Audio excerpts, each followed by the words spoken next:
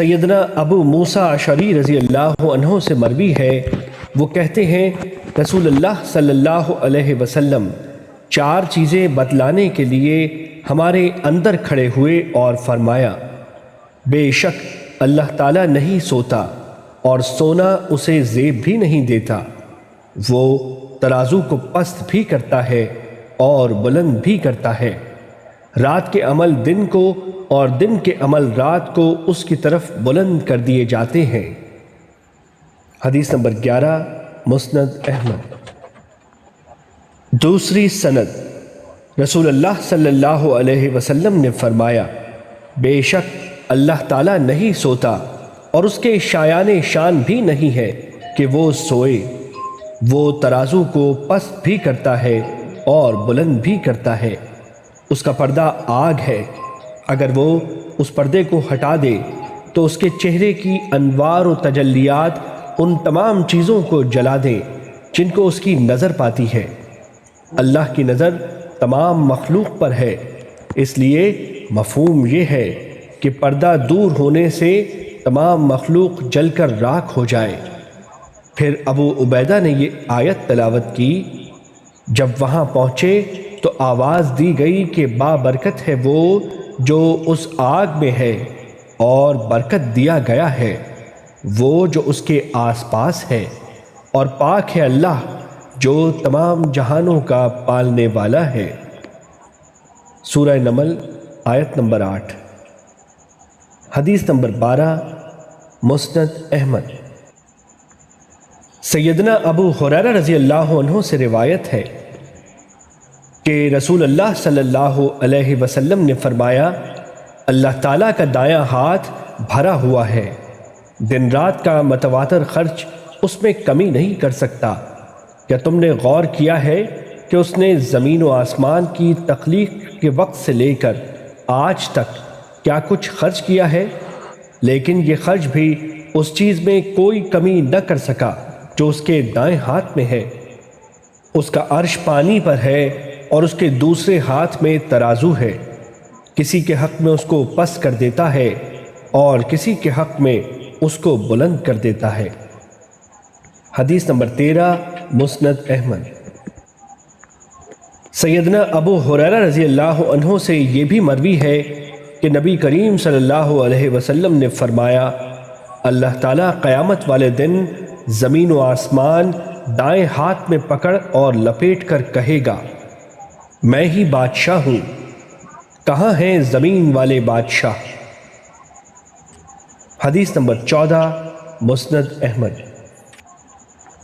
سیدنا ابو ذر رضی اللہ عنہ سے مروی ہے کہ رسول اللہ صلی اللہ علیہ وسلم نے فرمایا، میں وہ چیزیں دیکھتا ہوں جو تم نہیں دیکھ سکتے، اور میں وہ چیزیں سنتا ہوں جو تم نہیں سن سکتے۔ آسمان چرچراتا ہے اور اسے یہی زیب دیتا ہے کہ وہ آواز نکالے، کیونکہ اس میں ہر 4 انگشت کے بقدر جگہ پر فرشتے سجدہ کیے ہوئے ہیں۔ اگر تم کو ان امور کا علم ہو جائے جو میں جانتا ہوں تو تم کم ہنسو اور زیادہ رو، اور تم بستروں پر اپنی بیویوں سے لذتیں حاصل کرنا ترک کر دو، بلکہ تم ویران راستوں اور صحراؤں کی طرف نکل جاؤ تاکہ اللہ تعالیٰ کی طرف گڑ گڑا سکو۔ سیدنا ابو ذر رضی اللہ عنہ نے یہ حدیث سنا کر کہا، ظاہر ہے کہ ابو ذر کے شاگرد ان کے بارے میں یہ بیان کر رہے ہیں، اللہ کی قسم میں تو چاہتا ہوں کہ میں درخت ہوتا جسے کاٹ دیا جاتا ہے۔ حدیث نمبر 15 مسند احمد۔ سیدنا ابو ذر رضی اللہ عنہ سے مروی ہے کہ رسول اللہ صلی اللہ علیہ وسلم نے فرمایا، اللہ تعالیٰ فرماتے ہیں، اے میرے بندو، تم سارے گناہگار ہو مگر جس کو میں عافیت دے دوں، لہٰذا مجھ سے بخشش طلب کیا کرو، میں تمہیں معاف کر دیا کروں گا۔ اور جس نے یہ جان لیا کہ میں یعنی اللہ بخشنے کی قدرت رکھتا ہے، پھر اس نے مجھ سے میری قدرت کی وجہ سے بخشش طلب کی تو میں اسے بخش دوں گا اور اس سلسلے میں کوئی پرواہ نہیں کروں گا۔ تم سارے گمراہ ہو مگر جس کو میں ہدایت دے دوں، پس مجھ سے ہدایت طلب کرو، میں تم کو ہدایت دوں گا۔ تم سارے کے سارے فقیر ہو، مگر جس کو میں غنی کر دوں، پس مجھ سے سوال کیا کرو، میں تم کو غنی کر دوں گا۔ یاد رکھو کہ اگر تمہارے پہلے اور پچھلے انسان اور جن، چھوٹے اور بڑے، مذکر اور مؤنث، زندہ اور مردہ اور تر اور خشک، میرے بندوں میں سے بدبخت ترین بندے کے دل کی مانند ہو جائیں تو میری بادشاہت میں سے تو مچھر کے پر کے برابر بھی کمی نہیں آئے گی۔ اور اگر یہی مخلوق میرے بندوں میں سب سے بڑے متقی کے دل کی مانند نیک ہو جائیں تو میری بادشاہت میں مچھر کے پر کے برابر اضافہ بھی نہیں ہوگا۔ اور اگر تمہارے پہلے اور پچھلے انسان اور جن، چھوٹے اور بڑے، مذکر اور مؤنث، زندہ اور مردہ اور تر اور خشک جمع ہو جائیں اور ہر سائل مجھ سے سوال کرے جہاں تک اس کی خواہش کا تقاضا ہو، اور میں سائل کو اس کے مطالبے کے مطابق دے دوں، تو اس سے مجھ میں کوئی کمی واقع نہیں ہوگی۔ اس مثال سے سمجھ لیں کہ ایک آدمی سمندر کے کنارے سے گزرے اور اس میں سوئی ڈبو کر واپس لائے اور دیکھے کہ اس میں کتنا پانی لگا ہوا ہے اور اس سے سمندر میں کیا کمی ہے۔ اسی طرح میری بادشاہت میں کوئی کمی واقع نہیں ہوتی۔ اس کی وجہ یہ ہے کہ میں انتہائی سخی ہوں، بزرگی والا ہوں، بے نیاز ہوں۔ میرا دینا کلام ہے، میرا عذاب کلام ہے۔ ایک روایت میں ہے، میری عطا میرا کلام ہے، میری سزا میرا کلام ہے۔ جب میں کسی چیز کا ارادہ کرتا ہوں تو اسے صرف اتنا کہتا ہوں کہ ہو جا، پس ہو جاتی ہے۔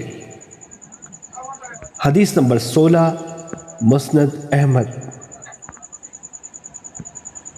دوسری سند، نبی کریم صلی اللہ علیہ وسلم اللہ تعالیٰ سے روایت کرتے ہیں کہ اللہ تعالیٰ نے فرمایا، میں نے ظلم کو اپنے آپ پر اور اپنے بندوں پر حرام قرار دیا ہے۔ خبردار، پس ایک دوسرے پر ظلم نہ کرنا۔ ساری اولاد آدم دن رات غلطیاں کرتی ہے، پھر جب مجھ سے بخشش طلب کرتی ہے تو میں بخش دیتا ہوں اور کوئی پرواہ نہیں کرتا۔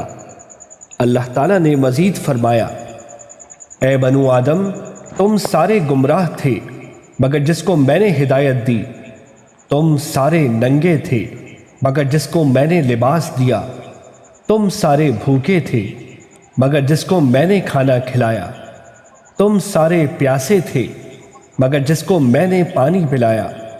پس تم مجھ سے ہدایت طلب کرو، میں تم کو ہدایت دوں گا۔ تم مجھ سے لباس طلب کرو، میں تم کو لباس دوں گا۔ تم مجھ سے کھانا طلب کرو، میں تم کو کھلاؤں گا، اور مجھ سے پانی طلب کرو، میں تم کو پلاؤں گا۔ اے میرے بندو، اگر تمہارے اگلے اور پچھلے سابقہ حدیث کی طرح ذکر کیا اور اس میں ہے تو وہ میری بادشاہت میں کوئی کمی نہ کر سکیں گے مگر اتنی جیسے سوئی کا ناکا سمندر میں کمی کا باعث بنتا ہے۔ سیدنا عبداللہ بن عباس رضی اللہ عنہ سے مروی ہے کہ رسول اللہ صلی اللہ علیہ وسلم جب رات کو نماز کے لیے کھڑے ہوتے تو یہ دعا پڑھتے، اے اللہ، تیرے لیے ہی تعریف ہے، تو آسمانوں، زمین اور ان کے درمیان والوں کا نور ہے، اور تیرے لیے ہی تعریف ہے، تو آسمانوں، زمینوں اور ان میں موجود کو قائم رکھنے والا ہے، اور تیرے لیے ہی تعریف ہے، تو آسمانوں، زمینوں اور ان کے درمیان والوں کا رب ہے، اور تیرے لیے ہی تعریف ہے، تو حق ہے، تیری بات حق ہے، تیرا وعدہ حق ہے، تیری ملاقات حق ہے، جنت حق ہے، جہنم حق ہے، قیامت حق ہے۔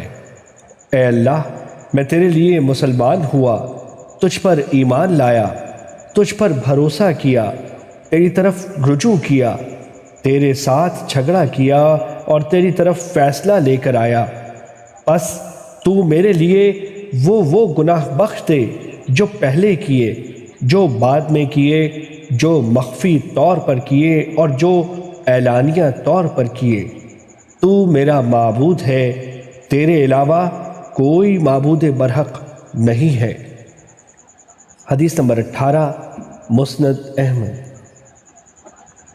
سیدنا ابو ہریرہ رضی اللہ عنہ سے روایت ہے کہ رسول اللہ صلی اللہ علیہ وسلم نے فرمایا، اللہ تعالیٰ فرماتے ہیں میرے بعض بندے مجھے جھٹلا دیتے ہیں حالانکہ یہ ان کو زیب نہیں دیتا، اسی طرح بعض مجھے گالیاں دیتے ہیں اور یہ بھی ان کے شایان شان بات نہیں ہے۔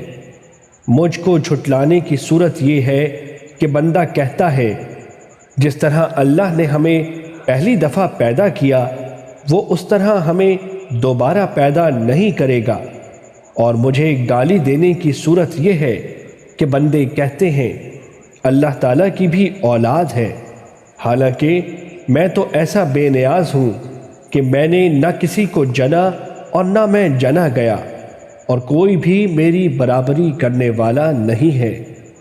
حدیث نمبر 20، مسند احمد۔